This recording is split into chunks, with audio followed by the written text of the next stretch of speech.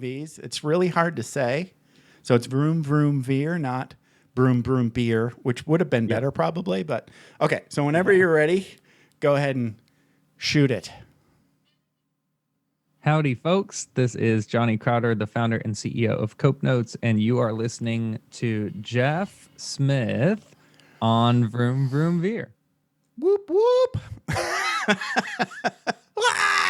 All right. Thanks, Johnny. That was awesome. I'm going to hit stop. I'll be right back. Nice. Are you ready to thoughtfully steer away from your revved up, frenzied, and far too often scripted life? Then welcome to Vroom Vroom Veer with Jeff Smith, where he guides you down the road differently traveled by sharing unique experiences with guests who have managed to shift away from a life stuck on cruise control and veered their way into a more authentic and fulfilling one in all sorts of interesting and kind of remarkable ways. Get ready to Vroom Vroom Veer with your differently traveled road chauffeur, Jeff Smith.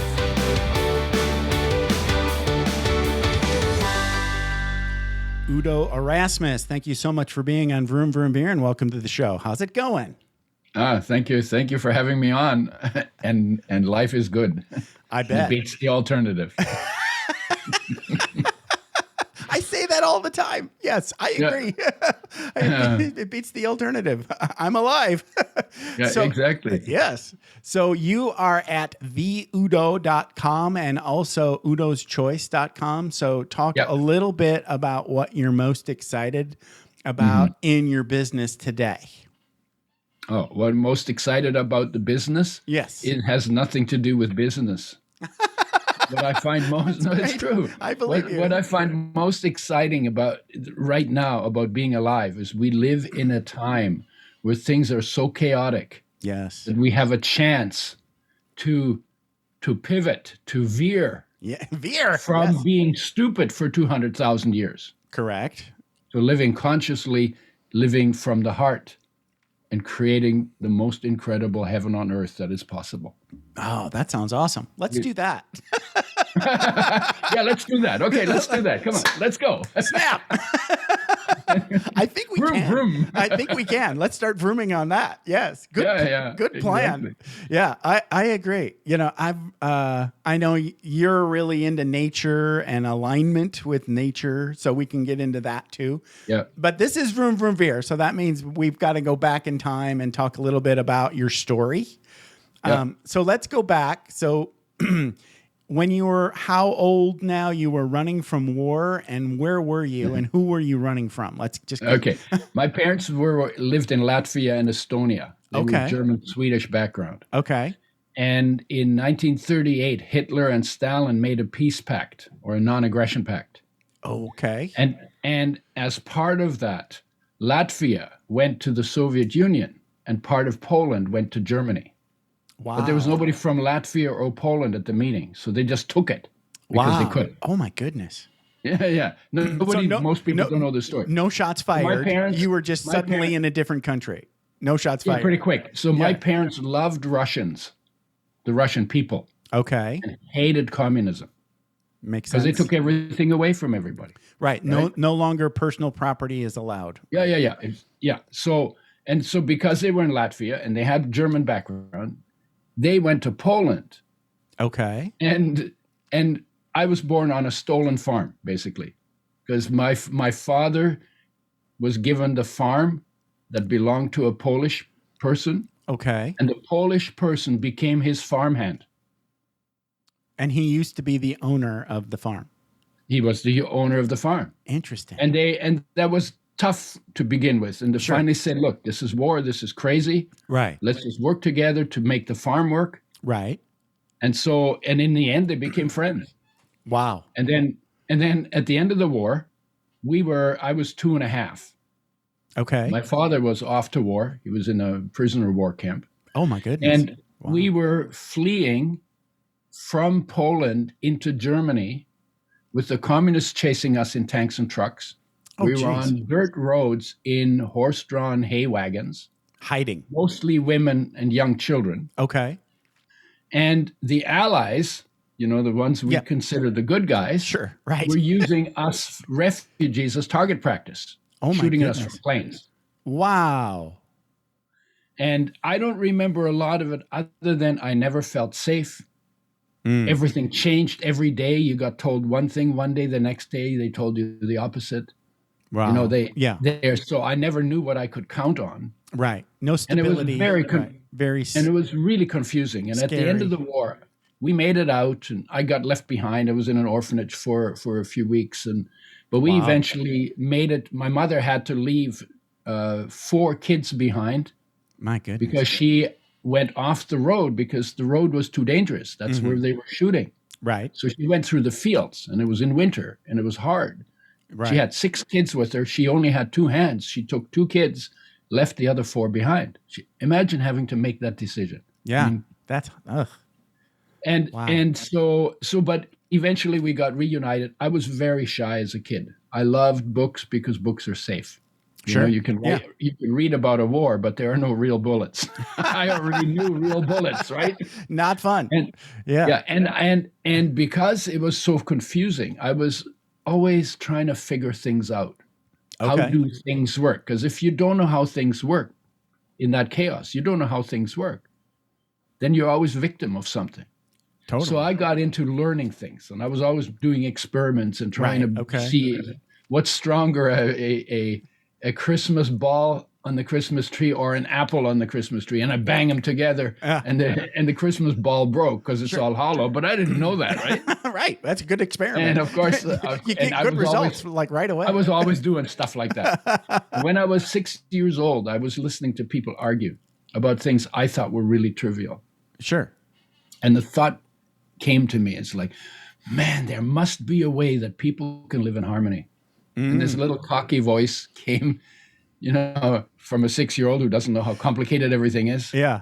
And I'm going to find out how. Wow. So that's basically been my driver all my life. So where did you end up when you left Europe? We went to, we ended up in Germany, in Düsseldorf. Okay. Or outside of Düsseldorf on a farm. Okay. And then my father came home from prisoner of war. He had gone through Quebec. Quebec looked a lot like Latvia, like the vegetation and the terrain. Right. And he said, if I survive this war, I'm going to Canada. Wow. Okay. So he came back in 1946. So by this time, I'm 4 years old. And they then figured out the bureaucracy, the papers, to all the stuff to get their papers to exit to Canada. Okay. And so we came to Canada when I was 10. And lived in British Columbia in fruit growing country. That's where I went to school. Oh, okay. So you went so I thought Quebec was in the east side. Well, Quebec is on the east side, but we had friends on the west side. Ah, gotcha. Okay. And it probably didn't occur to him that Canada is a lot bigger than Latvia. At that point, because he'd never been across it. It took like 3 days on the train. Yeah, right. Still to get from Quebec City, where we landed, to British Columbia. We had friends there who sponsored us. So they took responsibility so that we would not be a burden on the government. That's perfect. Yeah. You need that. Yeah, right. So I love BC. And to this day, whenever we can get up there, we go. What I love is that the public transportation system is so awesome. You don't need a car. And what is the day pass for the metro system is like $5 a day for everybody, and you can go everywhere. Yeah. Yeah, that's great. Yeah, well, yeah. I love it. Well, if that's all you got learned from BC that makes you like it, then you should get out for a walk in the woods. You'd fall in love with it completely. Well, that's why I love it, because part of like hanging around in the States is in some cities have it, right? Like Portland is pretty nice, but you can just go everywhere in BC. I don't know if the rest of Canada is like BC, but I would say from a nature point of view, BC is the most amazing, because it has every kind of climate. Like it's got desert and rainforest, and mountains, huge mountains, right, and rivers, and it's gorgeous. Lots and lots of trees. Yes, I love it. Most of the trees that are still standing on the planet are in British Columbia. Old growth. We've taken down 3/4 of all the trees that were on the planet 10 1,000 years ago. 7.5 trillion trees we've chopped down. Yeah. So we got 2.5 left. Yeah. And I think a lot of them are in British Columbia. So yeah. Okay. So let's move on to like obviously, now you're in Canada, you've escaped war, you're growing up, but eventually you get this job and you get exposed to pesticides, and that makes you really sick. Yeah. Well, there's quite a gap between them. There's a huge gap. I ended up always understanding how things work. So when it came to education, I went to university first in science. Okay. Then I went because I wanted to understand how things work. Right. Then to biosciences because I wanted to understand how creatures work. Right. Then to psychology because I wanted to understand how thinking works. Okay. Then to medicine because I wanted to understand how health works. And then, of course, we only learned about disease. So I went back into biochemistry and genetics. Right. Because in biology, you learn about health because health is the normal functioning of normal creatures in normal situations. Right. But they don't call it health. But I didn't know that. No. And then a lot of these things you have to figure out, right? Yes. Yeah. Because there's we're pretty sloppy in the way what we settle for. And a lot of what we settle for is made up BS sometimes. Totally. Right? Yes. And then we call it culture, right? Yeah. Well, right? And it's all these pieces of what you call culture somehow that we make that sort of short circuit a perfectly natural system that works great. Yeah. But it doesn't make anybody any money. Oh, that's what it is. Right. Yeah. And so anyway, I was disappointed because in biology we didn't learn about life, and I was really clear. I wanted to know what life is. I thought we would have a beaker of it. It would be liquid and shining. How I pictured it. Yes. Okay. Right. Yes. But we never got to the beaker. We studied form and function. If we started with a living critter, by the time we were finished with it, it was dead. Right. We never captured the life. We ended up just with the corpses. Right. Interesting. So that's and in psychology, we didn't study soul. No. Psych means soul. We studied that's great. emotions and thoughts. Right. And in medicine, we didn't get health. You got sickness. And you finally, sickness, I got into biochemistry and genetics. And there was still something missing that I was looking for. And I left university because I said, I'm not going to find it here. Wow. Okay. And I got into self-knowledge because I needed to know how I work. Interesting. Okay. So more like meditation and sort of like the spiritual side? Anything that has to do with being present in the space that your body occupies. Totally. Whether you do meditation or you do breathing exercises. Sit outside in the sun. Yes. Yeah, or you do some kind of a stillness practice that gets you to be and stop doing. And stop maybe. Because we're supposed to be human beings and we've become human doings. Yes, or human thinkings. Yeah, or human thinking. That's part of the doing, right? Yes. And then my little quip is if you do too much, then you're going to end up in doo-doo. So, where'd all this doo-doo come from? I don't think we need to trace that back. We know where it came from. Not today. We'll do that on the second show. Okay, sounds good. All right. So I got into self-knowledge. Okay. And then, I had just started doing that and I got married.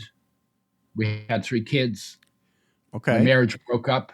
Ah. I was really upset because I was thinking for life, kids, love, all of that. Yeah. And I wanted to kill something. So I took a job as a pesticide sprayer. Wow. That was some serious anger. Oh, I was angry, very angry. Oh. Okay. Through the roof.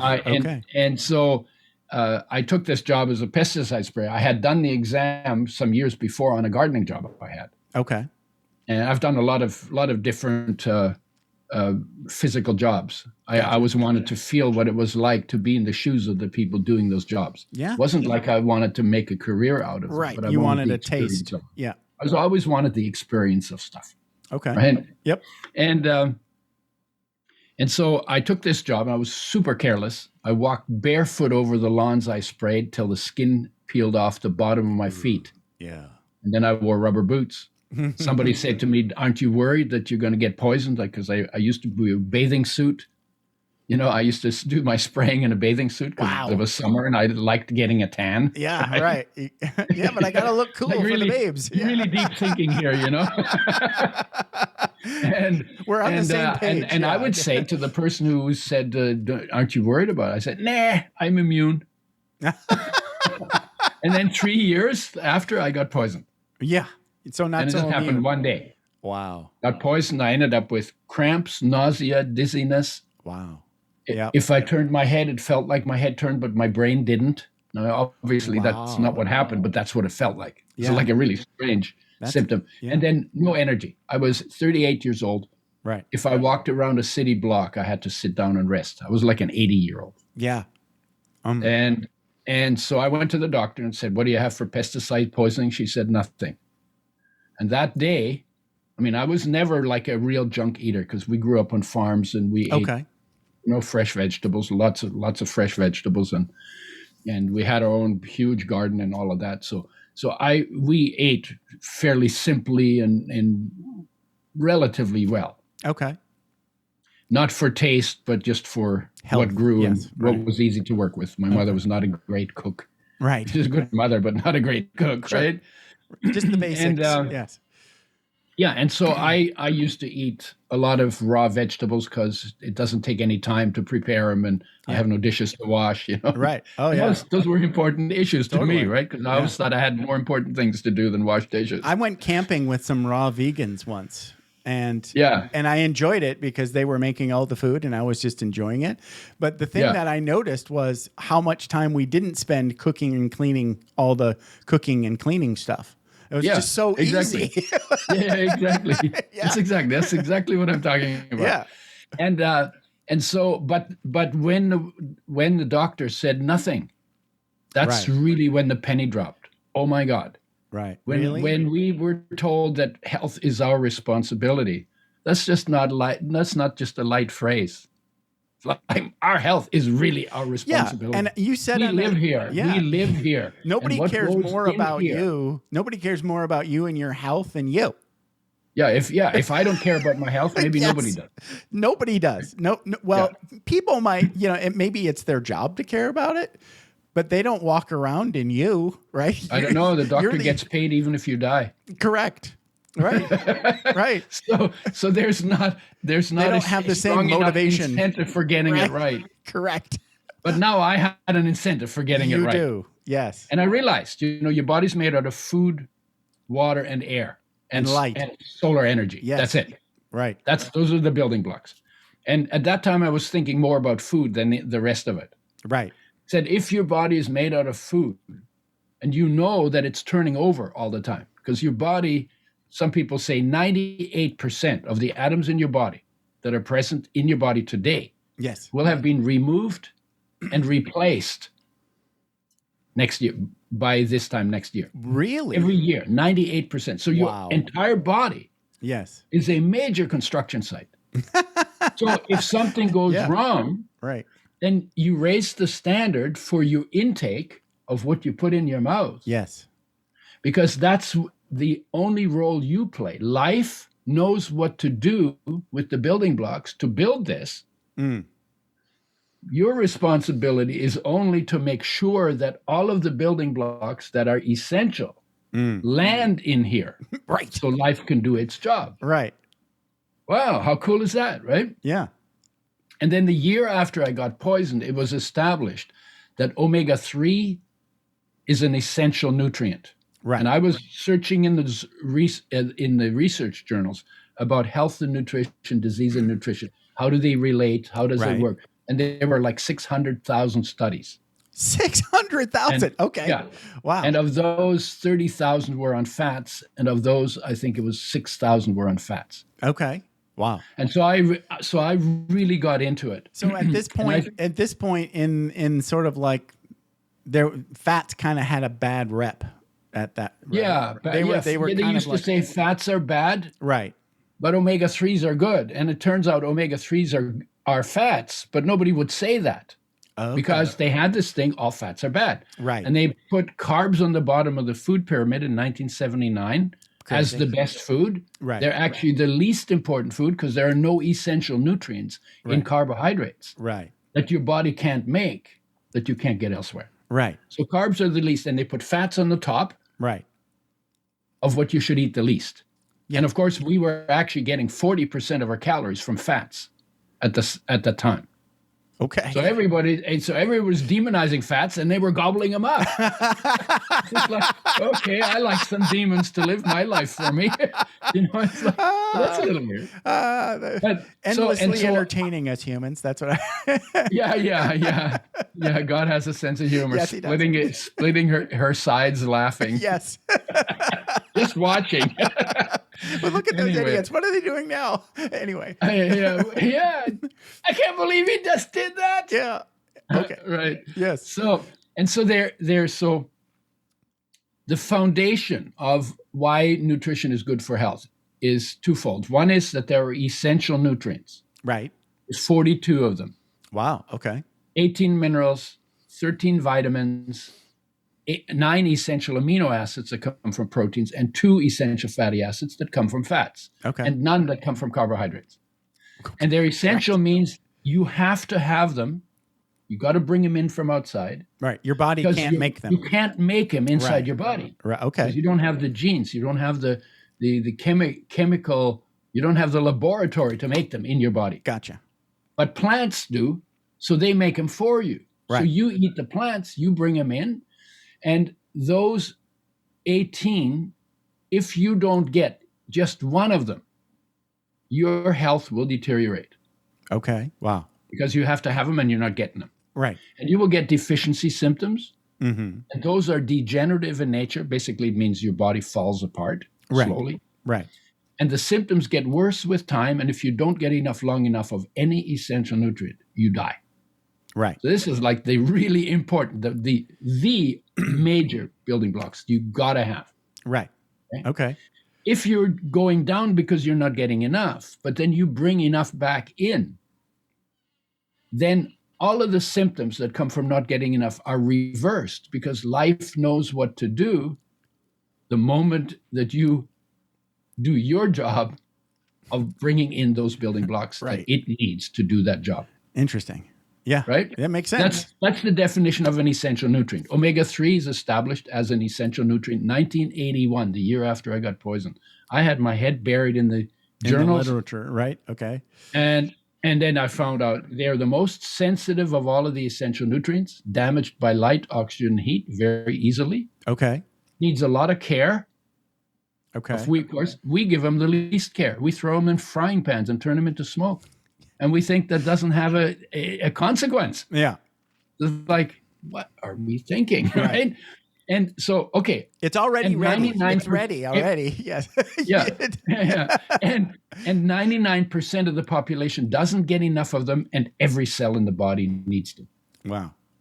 So, and I blew up like a firecracker. Okay. Like, oh my God, if we could make them with health in mind. Right. Because we need to do that because the damage done to oils is extensive. Right. Even though it's only about 1% of the oil is damaged. That's enough. In a tablespoon, you get 60 quintillion damaged molecules. That's bad. That's more than 1 million damaged molecules for every cell in your body. For every one of your body's 60 trillion cells in just 1 tablespoon. And most people use 2 to 4 tablespoons a day. Yeah. You do that for 30 years. So they think they're doing something good and they're actually doing damage at the same time. We're killing ourselves with damage. Right. And so the thought was, oh my God, if we could bring this one essential nutrient back into the diet, make it with health in mind so it's not damaged, so it retains its health benefits. Right. We could help so many people. And apparently in human beings, the urge to be helpful is very strong. It's built in. I didn't know that until it was like, oh my God, I just got so lit up. All right. Oh my God, we could help so many people. Right. It wasn't about money. It wasn't about a job. It wasn't about a career. It wasn't about getting a house. Right. It was, oh my God, we could help so many people. Yeah, for sure. And so we developed that. We developed a method for making oils with health in mind, where they're protected from light, oxygen, and heat while they're being pressed and filtered and settled and filled. Put them in glass bottles, put a box around them to cut the light out. Because on the shelf, when they sit in transparent bottles, light goes in and light damages oils. Right. Wow. Yeah. Free radical reactions. Right? Just like why beer is good beer is always in brown bottles. Yeah, and they tried to put it in plastic at one point, and that the beer got a bad taste, so they went back to glass. Well, good beer is still alive, right? Although if you drink enough of it, you won't be. Yeah, everything in moderation. Or the only thing that's alive in you after a while is the beer. That's true. You become living yeast. Yeah, exactly. Then you'll ferment. Yeah, yay. And so the idea was to make this. So we built the factory to do it. I designed it, and we had engineers put it together. We didn't have any money, but we were on fire. Oh my God, we can help so many people. And we got it done by 1986. Wow. And then in 1988, we did a big tour through the United States in a van without air conditioning. In the hottest months, July, August, half of September, half of June. Wow. 101 days. So we went to 80. Okay. We went to 85 cities, 35 states. Yeah. 17,000 miles by road. And in the van, I slept on the floor of the van between the steering wheel and the back. Okay. My driver, my partner, who was also the business guy, had built himself a bunk at the back. Okay. We had our clothes on a broomstick inside the double doors. Perfect. We learned very quickly on this tour, because we kind of worked all day and then drove all night to get from place to place. Wow. We learned very quickly that if we ate meat, we felt heavy. Yes. And if we ate carbs, we got tired. Right. So we did the entire tour, except for the first 14 days when we figured it out, on raw vegetables. Okay. And it's a lot less work. And it was less work too, but and you didn't have to deal with spoilage, because you can take a head of cabbage, and the head of cabbage can sit on your, on your dashboard, for 2 weeks, and just dry out a little on the outside, but still be completely fine on the inside. Right? That's perfect. So it was very good, and and that was the tour. We talked to everybody who would listen to us. We had 2 people. And we had 1,500 people. Did you have product with you? Were you bringing the oils around or not? Or just sort of like telling the story? No, yeah. We told the story. Right. And they could access the oil. Okay. And we gave them access to the oil. We weren't taking the oil with us. Yeah, that would be hard to carry that oil because it's going to get hot in the van. It needs to be refrigerated. Exactly. Yes, right. We fried an egg. We fried an egg in the parking lot in Phoenix. It was so hot, and we just by pouring it on the pavement. We didn't eat it. Right. But just to make the point, it was so hot. Yeah. And then every few days we just get all hot and sweaty and sticky. Yeah. And we'd walk into a Marriott hotel like we owned it. That's what my driver, he knew this. He says, "You got to go in there like you owned it." And I said, "How do you do that?" Because I was like a shy guy. Sure. Yes. Just pretend like you belong there. He showed me, you walk military fashion, like you're very purposeful, and you really know where you're going, and you're so purpose bound, right? Right. Nobody ever stopped us. Right. We did this every 2 or 3 days for 101 days. Okay. Go to the showers. Nice. Wherever they were. Yeah. The workout place. Maybe swim in the pool if they had a pool. Okay. Wash our clothes in the showers. Bring them out. Wow. And pile back into the van. We called the van the Omega Hilton. Not the Omega Marriott. So I wrote to Marriott 24 years later and told him the story. Okay. And he wrote me a note back. It was really sweet. He said, "Wow, you're really a road warrior." And yeah. I told him that because flaxseed oil, we turned flaxseed oil into a best-selling oil. It is now a $1 billion a year industry. Right. So, and you wholesale. designed and built the machine, right? So and we developed the oil. Right. Wow. And so he said, well, that's really cool being a road warrior. If you do that again, he said, would you mind calling your van the Omega Marriott? You probably won't do another tour, and if you did, you wouldn't do it in a van. Well, not that tour. Yeah, that tour's done. But anyway, it just speaks to his sense of humor. I basically said I wanted you to let you know that of the part that you inadvertently played in making flaxseed oil a household word, and the benefits that it's brought to people's health because of the omega-3s it contains. Sure, I get it. So I'm going to take a veer moment here. Yeah. Because there's a note that you want to help people keep your power and light no matter how dark, confusing, and chaotic the world becomes. And we live in a dark, confusing, chaotic world right now. We always have. We really don't. Okay. We really don't. Okay, good. Talk about because that. the entire universe is lit up with light. True. But you only know that when you look into the light source, because then you get the rays that are falling on your eyes. Right. But those rays are everywhere else too, but you don't see them, so it looks dark to you. That's true. Right? Okay. And we do that with it, and we do that with ourselves. Because the truth is, we are, in our individual essence, we are solar energy. We are light. We are sound. We are unconditional love. Okay. And we are a certain kind of sweetness. The energy that keeps us alive is solar energy. Yes. And that solar energy falls on plants, and it activates electrons, and then they bond. So you're making molecules. Some of those molecules we eat as food. The solar energy is stored in those bonds. When we break down those foods and metabolize them in our body, that becomes electricity. The solar energy is released. Right. That's the life we live on. Yes. So life is solar energy in every creature, in trees, in plants, in animals, in human beings. That's true. That's the outside, the scientific view. Right. But knowing that in your head is not the same as being that in your experience. So to get to the experience, you have to do something subjective. Okay. Science is objective. You have to do something subjective. So you have an experience. You have to sit down, and you have to get quiet, and maybe you close your eyes and you just leave everything outside, and see how still you can become, and see how deep you can go into that stillness, and see how long you can stay there. And while you're doing that, slow down your breath and just calmly breathe quietly.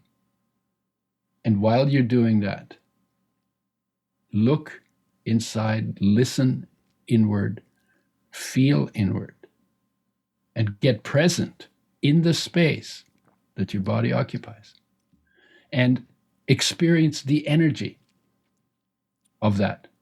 Because what your senses pick up is always energy. You don't see objects with your senses. Your senses give you shapes and forms and light reflections. Right. And when you hear, you're hearing energy, sound energy. Right. And when you feel, you're feeling energy. Could be pain, could be stretch, could be could be love, could be so our senses monitor energy. Right. That's true when we go outside, but it's also true when we go inside. You can monitor inside through your senses. Right. Inside. Yeah. Only you can't turn your eyeballs inside and look into your heart. Right. You have to bring your awareness in. Right. Yes. And so these are awareness practices, stillness practices, meditation practices, self-knowledge practices. Right. And when you start, because mostly we live out here or in here. We don't really live inside of our body that much. Right. So when you close your eyes, the first thing you'll see is darkness. Yes. And then if you go deep enough into that darkness, you will see light there. And you are that light. That light is the light of life. I like you that. are that light. Yeah. That's what the masters did. Whether you call them Buddha or Krishna, or Right. that's what they talked about, because they took the time to be present in their individual essence, which is the flow of solar energy within their being, but they brought their awareness to be that light rather than to see it or to think about it. Be it. And they told us to do the same thing. And there isn't a single master whose teaching said, what I have is just me and you guys are just screwed. Not a single master who said that. They all said, what I have, you have. And you can even attain more than I did. Right. And I'm just helping you get started, letting you know from my experience that there's something in you that's worth discovering. Totally. And, you know, and and that life and that energy and that solar energy is also the master of the body. It is omnipresent in your body. It's omnipotent in your body. All power in your body is life. And omniscient in your body because it knows everything about you. And it weighs nothing and it runs everything. That's amazing. And that's actually who we are. Like if I say to you, hey, Jeff, and I point at you and I say, whose body is that? What would you say? I would say it belongs to the consciousness that I am. Oh, no, that's terrible. Okay, tell That's me. a terrible answer. No, most people would say, that's my body. My body. This is my body. Okay. But when you say this is my body, you've actually said that you're not the body. I see. You've just said that you're the owner of the body. Right. But we don't. We say it all the time, but we don't think about it. Let me Right. give you an example. Like you don't have a body, you are Here. a body? Okay. No. Whose watch is this? It's my watch. Right. Am I the watch? No, you're not the watch. I'm the owner of the watch. You're the owner of the watch. Right. So if this is your body and you're not the body, then who are you as owner of the body? I am the light that owns the body. Yeah. No, but most people, when you say that to them, they say, "Oh, I have no idea," Right. I'm my body. I am because they haven't spent any time sitting down, getting quiet, Right. and discovering themselves. Yes. Right. Right. But it's in our language, Totally. and we say it every day. Oh, Right. this is my body. My body. Right. But then we also say it wrong. You say, I'm tired. No, See, there you go. you're not tired. There Your body you is go. tired. Right. Exactly. Right? If you think about the who that is saying that, right? Yeah.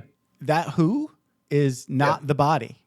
Yeah, exactly. Right? Light doesn't, light I'm doesn't hungry. get tired. I'm hungry. No, life never gets hungry. Right. Exactly.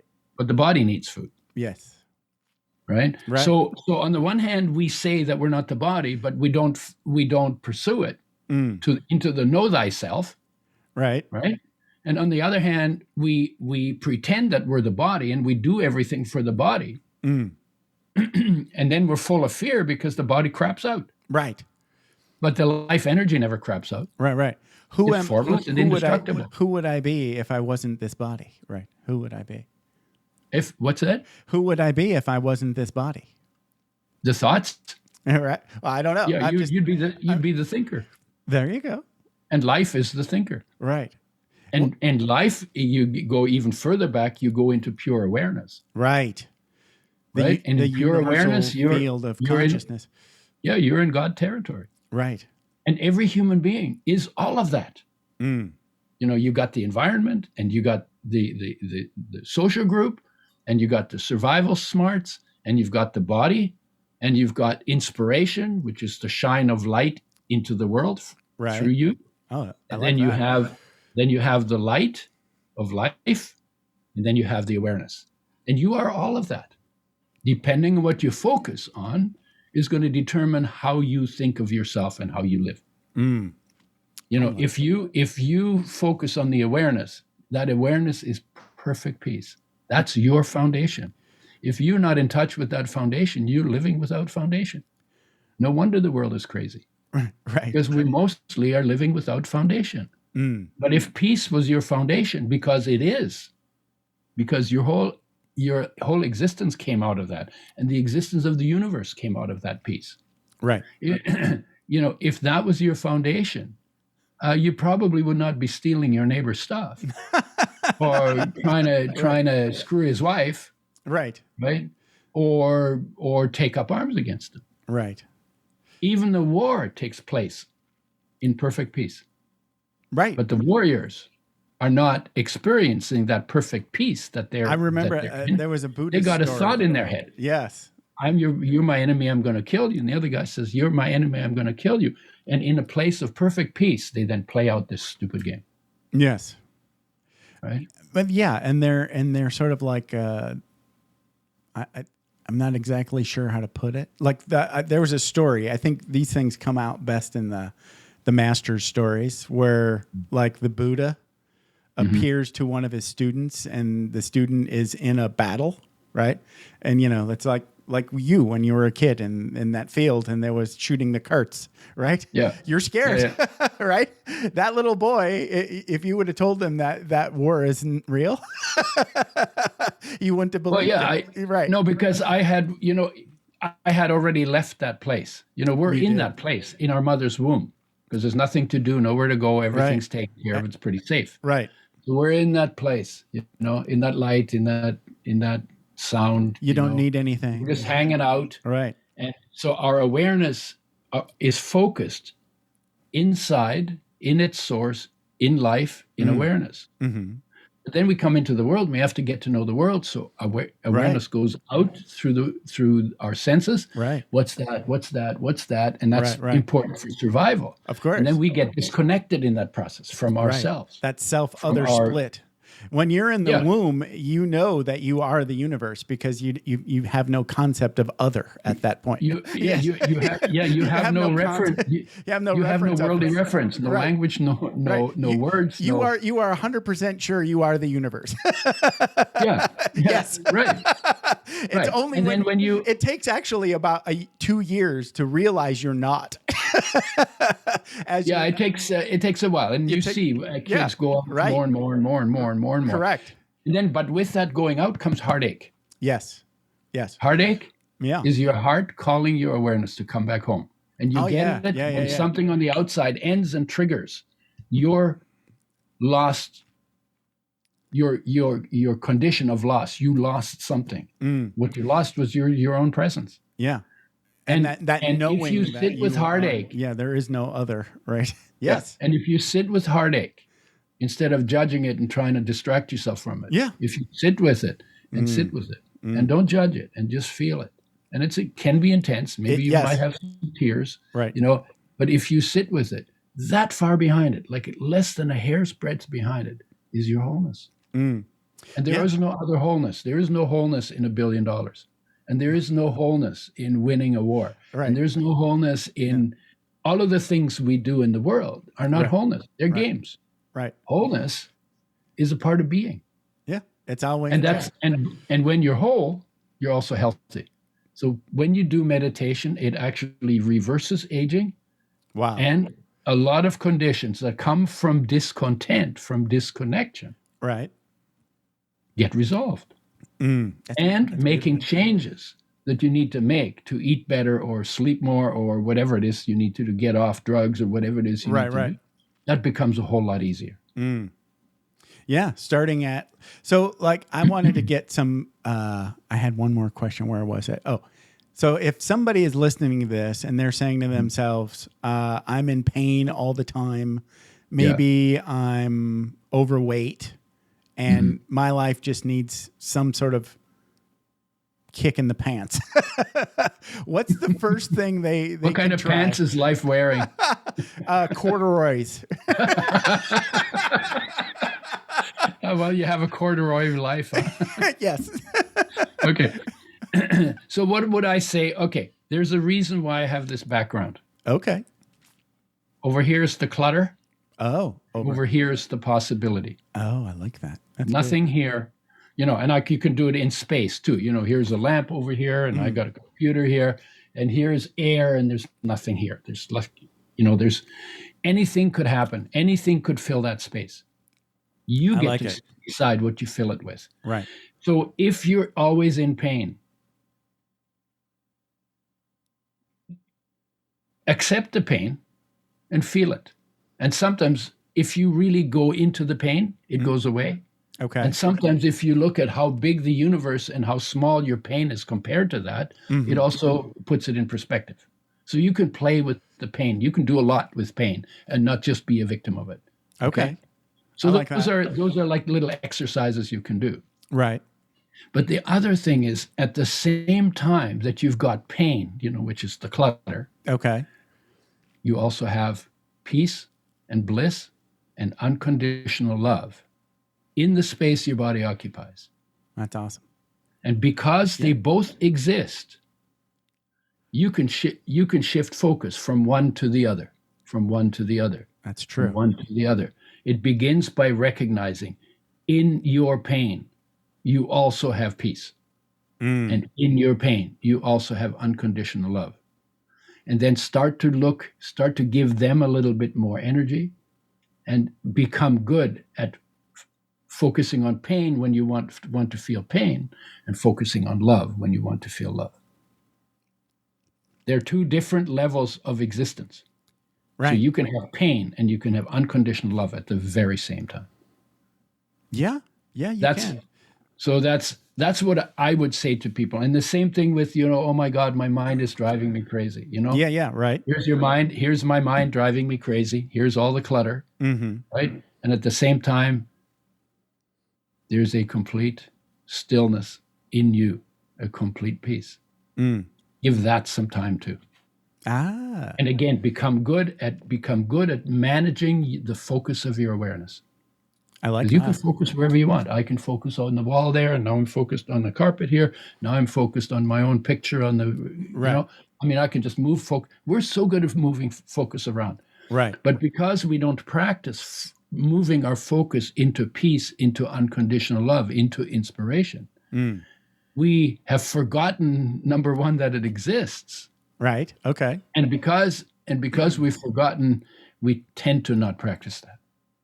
I'm saying I'm here to remind you that yes, that's in you. The master lives in you, and there is no pain in life energy, and there is zero pain in awareness. Right. I remember hearing this. Like, I don't know, maybe it was Deepak Chopra or Wayne Dyer, right? I think they said something like what you just said, right? It was like the next time. I have no idea. I don't know. I haven't said it yet. Oh, sorry. It's okay. I always do that. My worst habit is way too much preamble. Just say what you want to say. I'm okay with you. I'm okay with you being the way you are. Me too. But the idea was the next time you feel pain, really feel that pain and see if you are experiencing that pain, or the body, or some piece of muscle, or or maybe you're feeling it like an emotional, like you were saying, like it's a heartache, right? Yeah. But actually, I think the example I was trying to remember was the next time you feel tired. Yeah. Right? Tune in to the inside of yourself and ask your consciousness. It sounds silly, right? But ask your consciousness if it feels tired. And it never feels tired, even when the body's exhausted, right? That consciousness is aware when you're sleeping. Right. Yeah. Right. Yeah, exactly. If you have pain, you can ask yourself who is having the pain. Right. And then you realize that there is something in you that is witnessing pain, but that witness is not in pain. Right. Yes. That's another way to see the same thing. Yes, exactly. Yes. Same thing with tired or afraid. Yeah, same thing with tired. Right. When I was on the road 6 to 9 months every year. Right. Doing the oil and enzymes and probiotics work that I was doing, right? Right. And we had long days. We had really long days. And you were exhausted. I would get really tired. Yeah. I would literally recognize, I learned to shift into life, which never sleeps and needs no sleep and is always awake. Right. And the body, which can be totally trashed. Yes. Totally trash tired, right? Yes. And literally recognizing, moving between the one and the other. Because I had to do stuff. And then we did exercises, If you say, "Oh God, I'm so tired," that makes you even more tired. Totally. Oh, yeah. Because you're talking yourself into it, right? Yeah. But if you say, "Oh, my body is really tired," but my life is completely awake and cannot get tired and never gets tired and never sleeps and never takes time off, 24/7, right? Never stops. Always there. Yep. That's why it's unconditional love. It's doing all that all the time. Never goes on strike. Never bitches about the wages, right? Life and is running the whole show. Yeah. And so who is tired? Who is in pain? Right. Yes. Even who dies. Right. You can extend that. Who dies? Right. Something dies. I say when the body and life part company, the true nature of the body shows up. The body is just a shell that was cobbled together by life in order to do physical things on a physical plane. Right. Right. Schlep your water and do your chores and all of that. Yes. Move things. and life was never matter. Was never inert. Right. And when the animator separates from the body goes, the shell goes, it returns horizontal permanently. Yeah, it returns. Right. It gets recycled. And that's a fact. And that's a fact of the living of physical existence. But we're not just physical existence. What is it? The law of conservation of energy. That energy is going back to its another form. It's going to get recycled. Well, energy goes wherever energy goes, whether it dissipates or it goes as a lump. I've seen beings made of light, human form made of light. Oh, nice. No physical form. Wow, incredible. Yeah, and that light is the light of life, and that light has a message, and the message is, "I am come not to judge, but to love." That's the message of the masters to humanity. That's the message of life to your body. This has been fun. We should do. Maybe we should just do a show together where you just laugh and talk about fruits and vegetables and sunshine. That would be a fun show. That's pretty much what we're doing right now, isn't it? Yeah. Fruits, vegetables, and sunshine. Yeah. And maybe a pet dog, and it's something. This has been a blast, Udo. You come back anytime and talk more about all this stuff. I didn't get into any of my notes hardly at all because I just let you talk. Yeah. So that's good. That's great. Yeah. So you are at theudo.com and udoschoice.com. So talk a little bit about how people can best get in touch with you or at least check out your stuff. Yeah. Well, udoschoice.com is about the products. Right. The products pay my rent. It's okay. The oil, Udo's oil. It's a blend of oils that's properly balanced, better than flax oil because flax oil is poorly balanced. I actually make omega-6 deficient on it. And I work with digestive enzymes and probiotics because digestion is the second most neglected area. And I work with greens. That's what they supposed to eat their greens, most people don't. Right. So I work with those and why we made them and how we made them. So it's quite educational. Gotcha. And then the Udo, I have some courses, and you've got a weight loss course there. Educational material, yeah. Right. And among others, right. Yeah, and there's a mental health course. Oh, nice. Which we have to call the happiness course because we are not allowed to call it mental health, even though I have a master's degree in counseling psychology. Of course. That's beside the point. Yeah. And call it what politically correct is not always truthful. Totally. I don't think it ever is, but well, I'm trying to be kind. I understand. And then, but I'm also on Facebook and I'm on Instagram and I have a YouTube channel that's got a lot of stuff that I've done on fats. Oh, awesome. Mostly. And what else? Instagram. We're on Instagram as well. So I'm not hard to find. Udo Erasmus is a strange enough name that if you can spell it right and punch it in, you'll find me within the first. I'm on top of the Udo Erasmuses because I'm like the only one, right? I don't know. Maybe there's talk about search engine optimization. Just use your name, eh? Just get a really strange name. Thanks, Mom and Dad. It worked out. Yeah, it worked out good. You've got a unique URL just by birth. And I like to tell people when they don't know how to spell Udo, and I say, well, what's your problem? It's not even a 4-letter word. UDO. Yeah. Well, if you just try, you'll probably get it mostly right. Well, you know what? Given You'd be surprised. Yeah. There's a lot of ways you can misspell Udo. Okay. Yeah, because you got 26 letters for each of the 3 slots, right? That's true. So it seems obvious, but maybe not. 26 times 26 times 26 is the number of. That's a minus 1 is the number of ways you can spell it wrong. Actually, that's not true. It's 25 times 25 times 25. That's true. All right. Yeah. Let's wrap this up before we split a gut. Yeah. All right. All right. Thank you for hanging out with me for about an hour, and I appreciate it. You have a sunshiny day. Yeah, thank you, Jeff. Yeah, this is really fun. Good. Yeah, all right. More fun than a barrel of monkeys. Eh? All right, take care. Right. I'm going to hit stop. Okay, enjoy your day. Enjoy your life. All right, bye-bye. Yeah, I hope somebody benefits. I'm sure they will. Thanks for taking the time to ride along with us on another episode of Vroom Vroom Veer. For podcast info and show notes, be sure to head over to vvveer.com. That's VVER.com. Man, that's fun to say. And we'll catch up with you next time here on Vroom Vroom Veer.